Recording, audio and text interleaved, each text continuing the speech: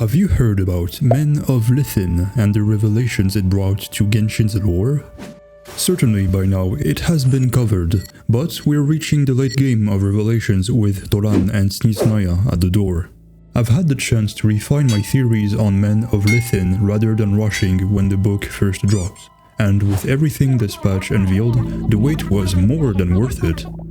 This video is part of the full deep dive, so if you're curious about the bigger picture and how the pieces connect, watch this video here, and if you've already watched it, this is the perfect time to tell me about your theories.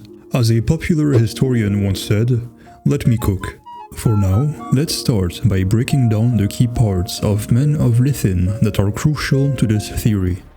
A civilization came to discover the energy source known as Lithin, and, as a result, their technology flourished. Skyscrapers, flying shuttles, automated field tillers, made possible by Lithin, an element found incredibly deep underground and controlled entirely by the technocracy who had discovered this energy in a settlement known as Natlantea. Interestingly, Council Record number B-CL-13097 refers to Toran or parts of it as Natlantea, aligning perfectly with its time period. The city's reliance on Lithin was absolute, but a faction known as the Unenlightened sought to dismantle this dependency, fearing the damage it caused to the land. During investigations into these rebels, an agent inhaled a concealed gas known as ignorance.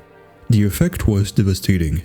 Everything known became unknown, and the unknown became glaringly obvious.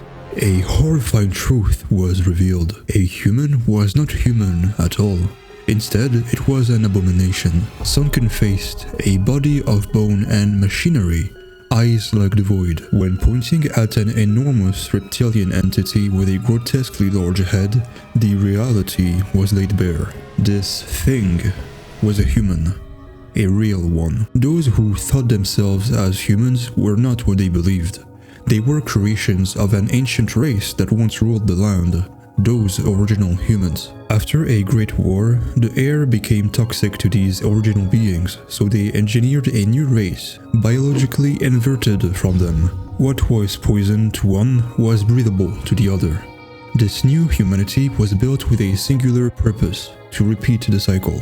By overusing Lithin and polluting the world once more, the original beings could reclaim their land, and some had already returned, unseen, unless one had embraced ignorance. The link to Toran is undeniable with its mentions of Natlantea, but here's where it gets interesting. Upon the travelers' arrival, the automatons refer to humans in quotation marks. Just like in Men of Lithin, these dragon-shaped machines have bone-colored, slender limbs and large heads, matching the description of the original beings in the story, who had lost a war, reflecting the one against the heavenly principles. Given Kukulkan's creation of human-dragon hybrids and Dragon's extensive manipulation of humanity's evolution, it adds weight.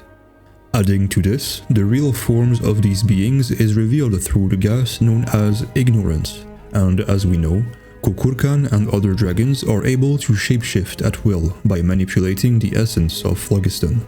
The Men of Lithin had to dig exceedingly deep to reach Natlantea for Lithin, where the dragons were, but from our perspective, since Toran is inside the volcano, it is not deep at all, merely ground level.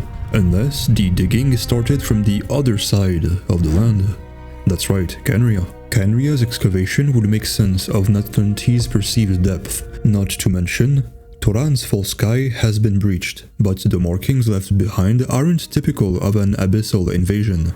This is what it would look like instead. Instead, they bear the same shape as the star crest of Khaenri'ah. Oblivious to the true nature of what they found, they drained phlogiston and named it Lithin. All the while the original beings who once thrived on this land awaited the inevitable.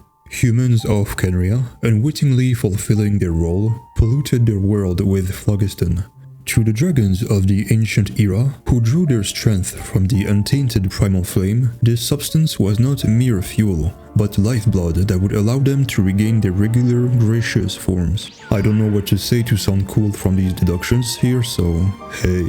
Oh, and speaking of hidden connections, Did you know there's already a door leading to Khaenri'ah in-game? Despite being an open secret in my small but intellectually superior community, which you should definitely join, no character, not even Kaya or Arlecchino, ever acknowledges it. If you want to get more context on my ramblings, or even know what the Fatui is up to in Natlan lately, jump onto the full video here. And that wraps up my very conclusive theory on Men of Lithin. Sir Eoth bids thee farewell.